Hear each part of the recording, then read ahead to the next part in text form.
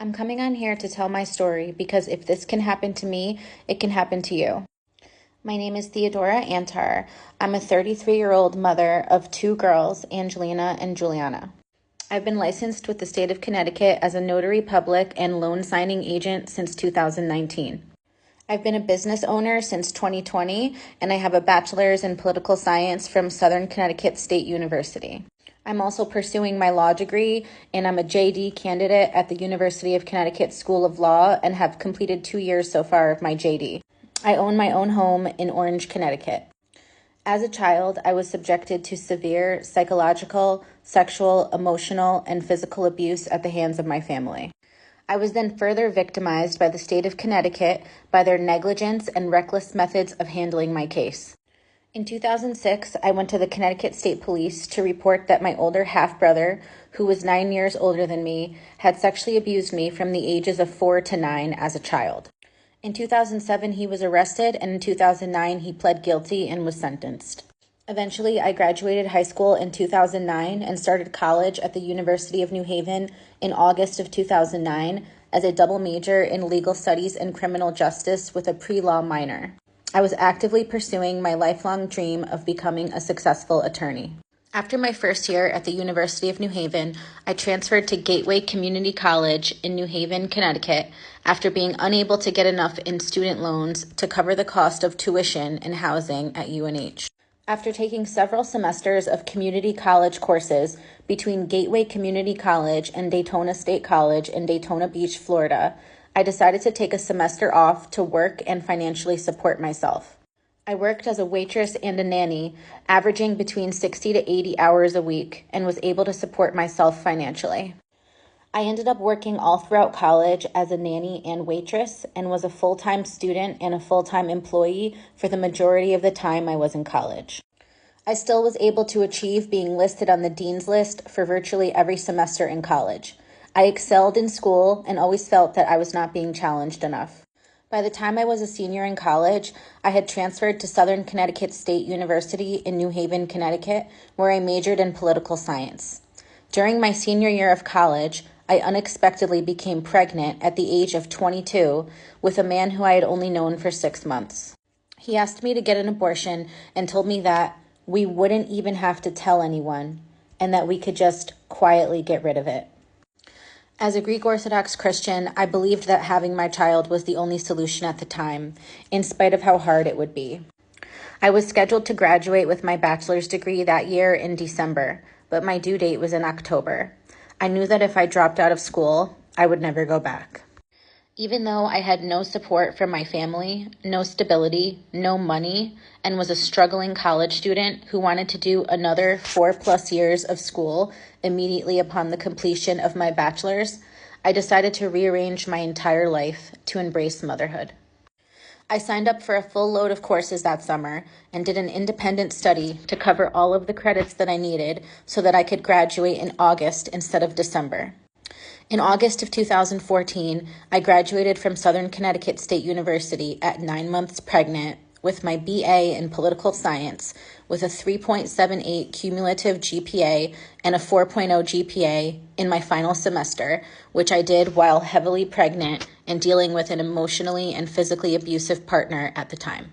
Juliana was born 1 month later in September of 2014, and I became 100% a stay-at-home mother, dedicating my life to taking care of her full-time.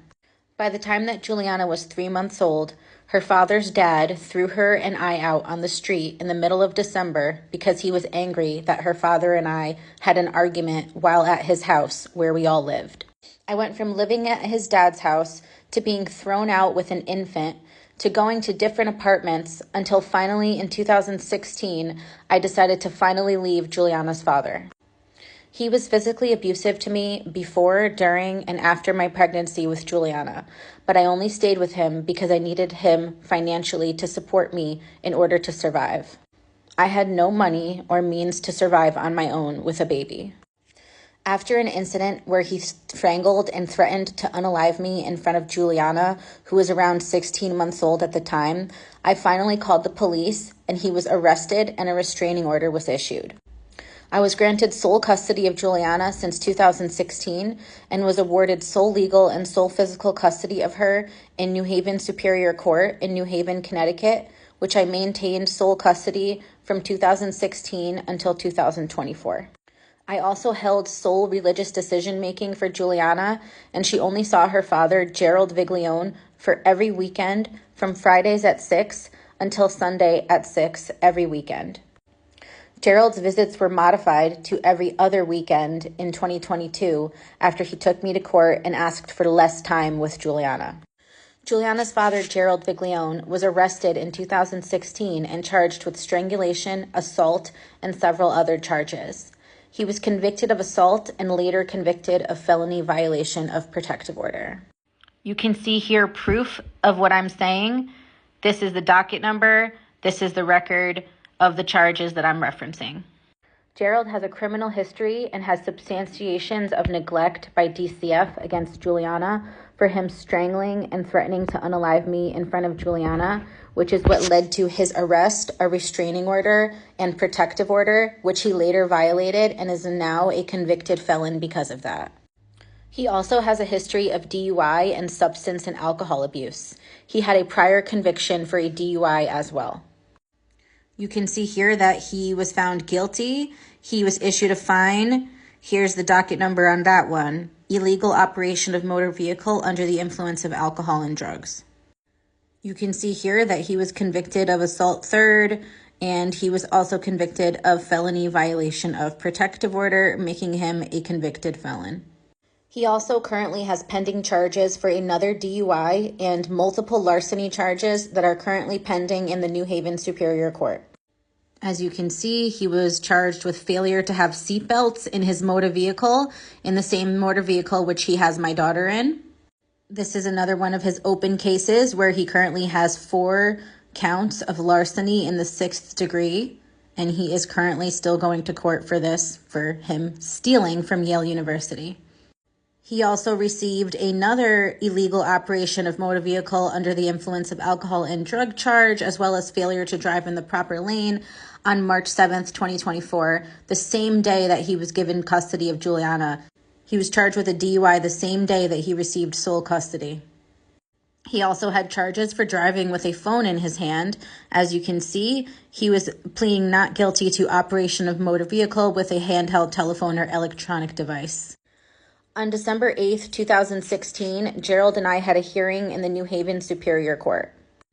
I was granted sole custody of Juliana, and we came back to court again multiple times, including on March 1st, 2017, where we had another hearing. We went back to court multiple times for Gerald not complying with court orders, not paying court-ordered child support, and not paying court-ordered child care payments. When Gerald found out that I was pregnant with Angelina, he became jealous and really angry, and he said that he was no longer going to be picking up Juliana because Angelina's father, Matt, attempted to drop her off to him for one of the visits. On May 10th, 2019, Gerald and I went back to court because we were trying to make adjustments to our schedule, and we adjusted our parenting plan at that time.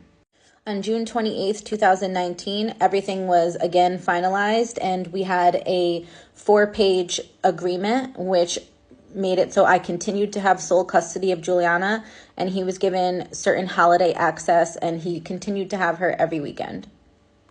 Angelina was born in May of 2019, and her father Matthew and I were never in a formal relationship. On November 5th, 2019, Matthew and I had our first court appearance in the New Haven Magistrate Court regarding child support. On November 7th, 2019, 2 days later, we were scheduled to come back to court for a hearing for custody and visitation in family court. On November 7th, 2019, after a mutual agreement, our case went to final judgment by agreement of the parties without a trial. The final order gave me primary residency, the right to get a passport for Angelina, and joint legal custody with Matt. It said his visitation would be worked out on a week-by-week basis for seeing Angelina. This is what our final custody agreement looks like. As you can see, it's dated 11/7/2019. As you can see, the judge wrote the parties agreed to share joint legal custody of the minor child, primary residency with mother. Follow me for part 2 as I go into what happened from this point forward.